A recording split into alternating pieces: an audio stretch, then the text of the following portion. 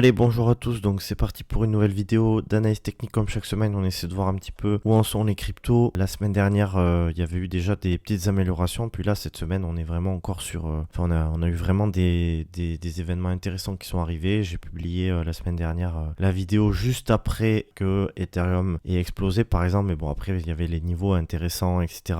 Donc, il n'y a pas de souci, c'était toujours d'actualité, mais du moins, ça fait toujours râler quand on publie une vidéo, qu'après, il y a juste un petit mouvement qui vient changer pas mal les choses, même si encore une fois, comme je dis, ma pensée change pas, mon analyse change pas en une demi-seconde, parce que il faut quand même franchir certains niveaux clés, etc.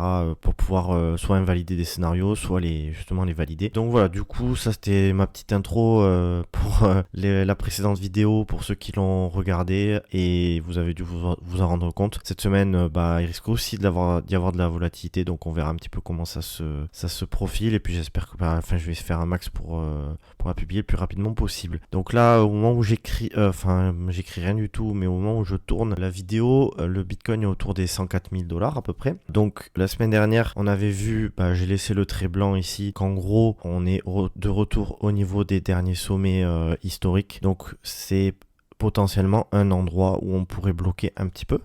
C'est vraiment possible. On pourrait avoir un rejet parce qu'au final, on a repris cette zone ici, les 92 000 $ qui sont très intéressants. Mais regardez, pendant plusieurs mois ici, ou moins plusieurs semaines, on a évolué entre les 92 et puis on va dire les 105 000 $ à la louche. Donc c'est quand même pas impossible. D'un point de vue technique, c'est très très bien d'avoir récupéré les 92, mais on pourrait éventuellement faire un petit range comme ça avant d'éventuellement exploser. Donc en gros, nous, ce qu'on veut, c'est quoi? C'est un franchissement net de cette résistance. Tant qu'à faire, si on a un retest, c'est vraiment parfait entre guillemets. Et puis derrière, du coup, une nouvelle période de hausse, un peu comme on a eu ici. On est un peu dans la même configuration. Extension, correction, extension, correction, extension, correction. Je sais pas du coup, ça ira, mais en tout cas pour l'instant, c'est un peu la situation qu'on a. On a une belle réaction acheteuse. On a eu 3, 4, 5. On a eu 5 semaines d'affilée dans le positif, donc voilà, tout va bien. On a toujours très indexé aussi en hebdomadaire, donc voilà pour la situation. Donc comme je vous ai dit, il faut casser ces niveaux qui sont toujours qui n'ont pas toujours été qui n'ont toujours pas été cassé, pardon. Sinon après, on va regarder un petit peu en daily ce qui s'y passe. Pour ça, on va aller se mettre en daily ici. Donc pour ceux qui me suivent sur X, je partage très très souvent l'évolution, mais je vais quand même faire un petit point. Donc là ici, on avait eu un signal haussier ici, en gros le 22 avril, du moins le 23 avril du coup, puisque c'est quand même le lendemain qu'on le valide. Donc du coup, depuis le 22 avril, on a eu une hausse d'à peu près 13%. Donc pour l'instant, c'est pas autant bien entendu que ce qu'on avait eu ici sur le précédent qui était là, tac. On avait eu 60 presque 10%, mais la hausse c'est pas forcément terminé. Pour l'instant, qu'est-ce qu'on a? On a eu une structure haussière en cassant, parce que là regardez, on avait des structures baissières, creux sommet descendant, et derrière qu'est-ce qu'on a fait? On a pété ici la trendline baissière, on a retrouvé une dynamique haussière en journalier, et donc maintenant l'objectif c'est de continuer à former des creux et des sommets ascendants tout simplement. Donc ça veut dire quoi? Ici on voit bien, j'avais tracé la résistance il y a plusieurs semaines, ça date pas d'hier cette résistance, puisqu'on s'est fait rejeter une fois, 2 fois, 3 fois, 4 fois. Ici, pour l'instant, on a du rejet. Maintenant, nous, ce qu'on veut, c'est une cassure franche. Une cassure franche de la TH, et puis derrière soit un retest et j'ai envie de dire on s'en va, soit juste une cassure, et puis en fait les retardataires ne pourront pas rentrer sur le mouvement haussier. Donc ça c'est possible, ça arrive de temps en temps, même si c'est pas toujours le cas. Donc voilà, du coup creux sommet ascendant, ce que je disais, nous l'objectif c'est, en fait vous avez vu, ça c'est le niveau hebdomadaire autour des 92, et finalement ça correspond clairement à ce qu'on ne veut pas perdre en daily, puisque on le voit ici, on est dans une espèce de range. Ici, tac, tac, ici on avait un range baissier on va dire, et ici on revient là. Donc pour l'instant on est dans ce range entre les 105 et les 92, et pour péter ce range à la hausse, on veut une cassure des 105 000 $ à peu près. Ce qu'on ne veut pas, parce que c'est important aussi parfois de savoir ce qu'on ne veut pas, c'est avoir donc ce que je disais, une cassure des 92. Cassure des 92 serait pas forcément positif, même si Trendix pourrait rester haussier dans un premier temps, mais derrière ça pourrait aussi former un début de dynamique baissière. Et puis surtout, en fait, pourquoi j'aimerais pas? Parce qu'en fait, donc là, ok, on est un peu dans la même situation qu'ici, c'est-à-dire creux, sommet descendant, hop, on repart à la hausse. Mais si vous voulez, ici, quand on est revenu autour des sommets, là, on a pas eu de signal baissier ici, on n'a pas fait ce genre de choses et on n'est pas reparti. Tout simplement parce qu'on était haussier. Enfin voilà, il n'y a pas de secret, quoi, j'ai envie de dire. Et donc derrière, on en avait explosé. Et en fait, moi, ce que je veux ici, c'est qu'on fasse la même chose, c'est-à-dire qu'on revient là, on est de retour au niveau de ces sommets, on est un peu comme au mois de novembre ici. Et en fait, je veux pas de signal baissier autour des derniers sommets, autour de la résistance, parce qu'un signal baissier, bah, ça voudrait dire incapacité de former un nouveau sommet et donc éventuellement partir dans un bear market si jamais il le faut. C'est pas mon avis, vous le savez, mais bon, on sait jamais, des fois, on sait jamais, en fait, on n'est jamais sûr de rien, donc voilà, il faut aussi être préparé aux différents scénarios possibles. Je pense qu'on va les péter tout ça. Maintenant, est-ce que ça prendra un peu de temps ou est-ce qu'on va partir directement? Ça, je peux pas le savoir en fait. Personne ne le sait de toute façon. Donc voilà, du coup, pour la situation, après, j'ai envie de regarder un tout petit peu Ethereum qui nous avait fait une excellente réaction ici autour des, on va dire, 1500 $. Donc là, en fait, il est sur une zone de résistance, on voit en hebdo. Ici au niveau de Trendix, puisque après avoir servi de support, cette zone là, et maintenant elle pourrait servir de résistance.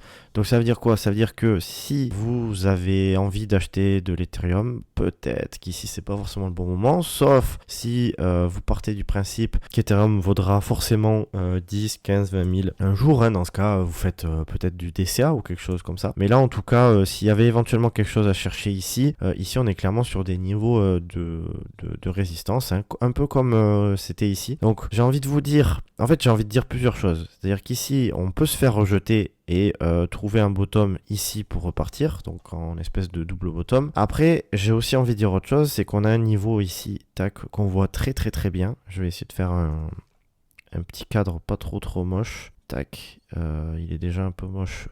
Wow, celui du haut il est pas mal, celui du bas moins fou. Mais bon, voilà, du coup c'est une espèce de zone pivot, hein, puisque là ici on s'est fait rejeter, ici on a rebondi dessus, ici on a transpercé, on s'est fait rejeter une fois, on s'est fait rejeter deux fois, on a explosé par dessus, encore un rebond ici, et là on a pété, et là finalement peut-être qu'on est sur un faux signal, une déviation, vous appelez ça comme vous voulez. Donc en fait je suis partagé parce que oui, en hebdo j'ai une résistance, mais après des fois en fait on est sur un support et pourtant on casse. Par exemple ici on était sur un support et on casse. Donc peut-être que ici si on arrive à garder ces niveaux, donc on va dire les 2000, 1008, mais en tout cas ce qui est sûr c'est qu'il faut garder ces derniers creux, ce niveau pivot s'il tient, derrière on peut aller péter les derniers sommets historiques, et les autres niveaux à péter c'est ceux-là, parce que ça tient depuis un moment, ça tient depuis 2021 du coup, puisqu'on s'est fait rejeter une fois, deux fois, trois fois depuis le début du bull run, on va dire. Donc là en fait on peut totalement faire ça et revenir ici en fait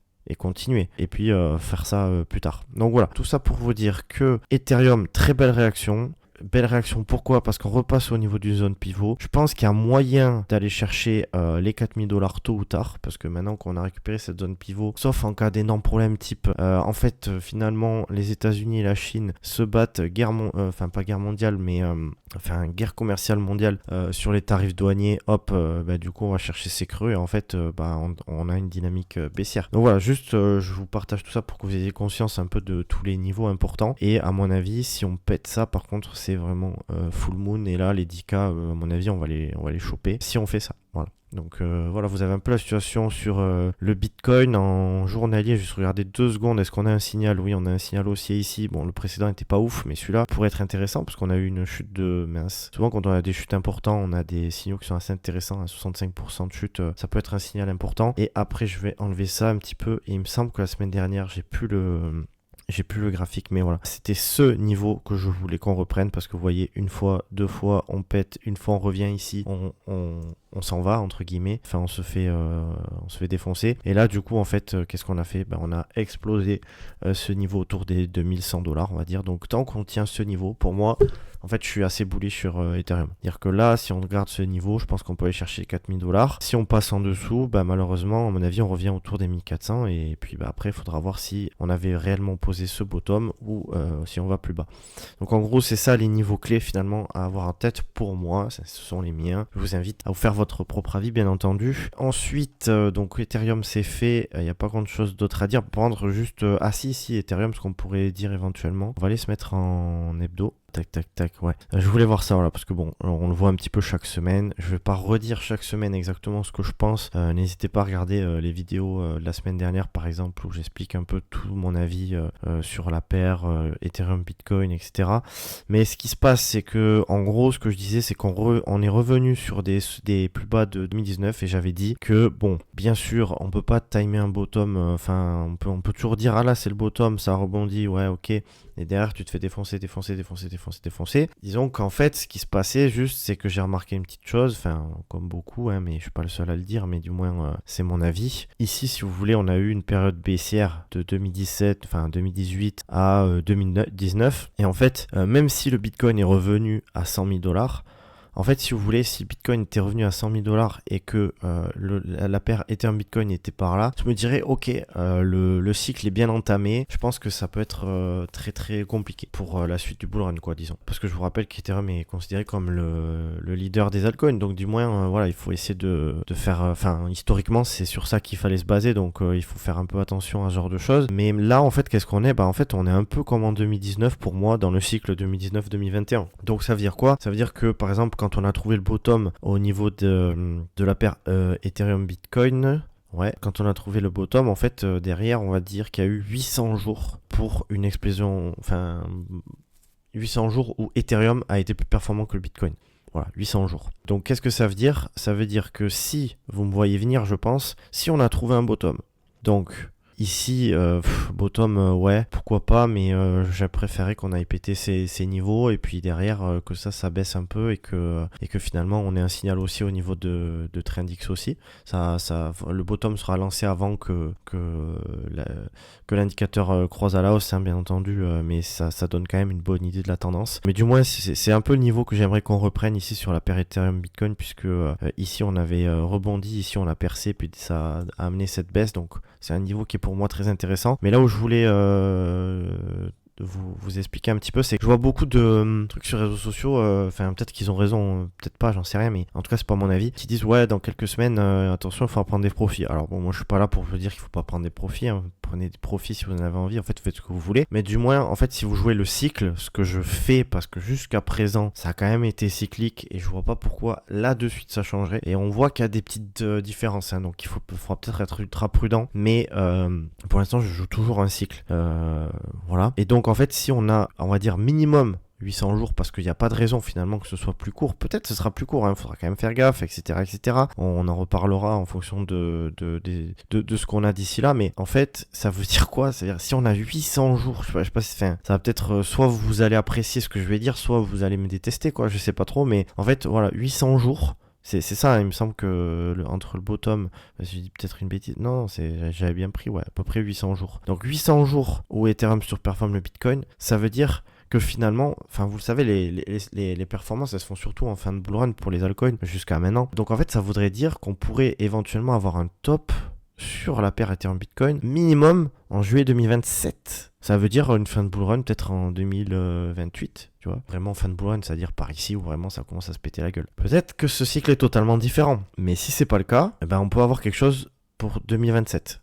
Voilà. Donc ça veut dire quoi? Ça veut dire qu'il faut être patient, ça veut dire que les choses elles n'arrivent pas du jour au lendemain, ça veut dire que oui on peut prendre des profits si on en a envie, etc. pour aucune raison valable, enfin je veux dire toujours bien de prendre des profits, ok, si tu joues le cycle et que tu penses que les cryptos vont continuer de monter, en fait sache que à mon avis, c'est mon avis, en fait les tendances comme ça elles mettent du temps à se former, donc a priori, on a encore du temps. C'est mon avis, et puis on verra encore une fois si les choses évoluent. Après, je voulais vous montrer autre chose sur le même thème, on va dire. Bon, je le montre un peu chaque semaine, mais cette semaine, j'ai partagé quelque chose sur Twitter qui fait quasiment pas de réaction, parce qu'en fait, pour l'instant, les gens ne sont pas dans cet état d'esprit-là.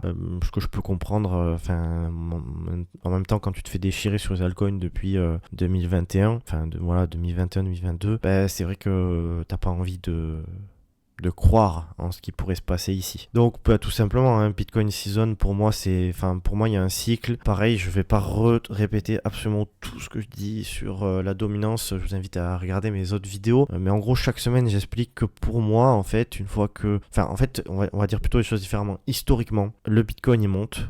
donc Bitcoin Season en rouge. Enfin ça c'est la dominance, hein, mais ça veut dire que finalement si la dominance elle grimpe, bah, le Bitcoin est plus fort que les altcoins. Et donc les capitaux se dirigent vers le Bitcoin. Et en fait jusqu'à maintenant, on n'a pas eu en fait de Bitcoin Season, de bull run du Bitcoin sans qu'à un moment donné ça se déverse sur les altcoins. Pourquoi? En fait tout simplement, moi je pars de ce principe là. Si j'ai je dis n'importe quoi 100 000 euros que j'investis dans le Bitcoin, que je fais 200 000 parce qu'il a fait x2, bah en fait même si je suis conservateur, franchement à part les maximalistes extrêmes, et tant mieux pour eux si c'est leur stratégie, mais en fait il y a toujours un monde où je vais mettre 5, 10 000 15 000, 20 000 ou 30 000 ou plus pour les plus fous, on va dire, ceux qui ont envie le plus de faire le plus de gains potentiels, vont être, donc cet argent-là va être redirigé vers les altcoins en fait. Et je vois pas pourquoi ça changerait du jour au lendemain. Maintenant, ça peut changer, hein. Voilà, je dis pas que j'ai forcément raison. Moi, c'est ce que je joue. Et tant que je n'ai pas ça, en fait, je reste quand même optimiste sur les altcoins. Et encore une fois, cette phase-là de baisse, comme on a eu ici, altcoin season, à partir de, on va dire, début 2021, on l'a pas eu encore. Et je rappelle que, en gros, cette phase en vert, elle a fait 700 et quelques jours. 700 et quelques jours. Je sais pas si mon cadre vert correspond parce que c'est... Ouais, il correspond et pourtant c'était fait un peu aléatoirement. Donc on va regarder. On peut screener ce graphique, on sait jamais. On pourrait avoir un top, enfin un plus bas sur la dominance le 24 mai 2027. Voilà. Non mais je rigole, mais en tout cas, ce que je veux dire c'est que en fait ça met du temps. Encore une fois, ça met du temps. C'est-à-dire qu'on n'a pas eu une dominance comme ça, je pense, pour qu'on ait ça en 3 semaines en fait. Donc en fait ça va prendre du temps. Ça peut faire comme ça peut faire comme ça, etc. Et accélérer à un moment donné, parce qu'à un moment donné tout s'accélère finalement là, à un moment donné quand tout commence à augmenter, logiquement en fait ici hop ça baisse, ah tiens les altcoins montent, et puis là à un moment donné ça baisse très très fort. Pourquoi? Parce qu'en fait les altcoins montent et les gens se disent ah je vais pouvoir faire de l'argent sur les altcoins, pop, je mets de l'argent, et donc la dominance chute énormément. Et puis il y a un effet aussi de...